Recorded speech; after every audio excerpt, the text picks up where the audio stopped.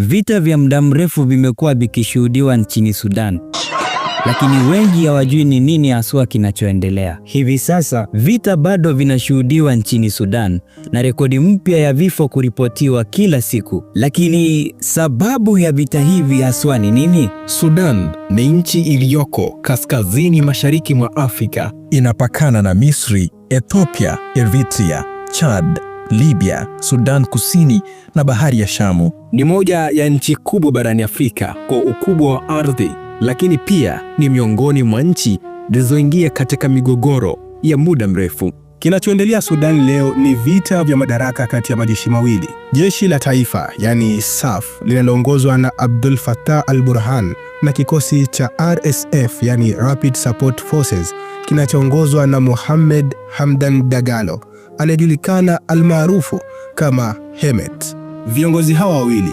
wote walikuwa upande mmoja, hasa baada ya mapinduzi ya mwaka 2019 na mwaka 2021. Lakini kulitokea mzozo baina yao ya nani kudhibiti jeshi na nani kulidhibiti taifa. Chanzo kikuu cha vita ni kushindwa kwa mpito wa kiraia. Baada ya kuondolewa kwa Rais Omar al-Bashir, Sudan ilitarajiwa kuelekea katika mkondo wa demokrasia. Badala yake, jeshi na RSF zilishindwa kukubaliana juu ya kuunganisha vikosi, kugawana madaraka na hatma ya serikali ya kiraia. Aprili mwaka wa 2023, mapigano yakalipuka na yameendelea hadi leo. Kwa sasa Sudan haina rais aliyechaguliwa kidemokrasia. Al-Burhan anatambulika kimataifa kama kiongozi wa kijeshi wa taifa, lakini hana udhibiti mkubwa wa nchi, hasa katika miji mikubwa kama Darfur na Khartoum. Nguvu za mataifa ya nje nazo zinahusika katika mgogoro huu wa Sudan.